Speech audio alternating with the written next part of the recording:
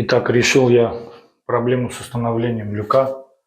Сперва люк поменяли, взяли 120 на 60, чтобы возможно было в будущем бойлер обслуживать. Бойлер отодвинул назад, вместо 2-3 сантиметра аж ушло. Вот как получилось. Думаю, все теперь нормально будет.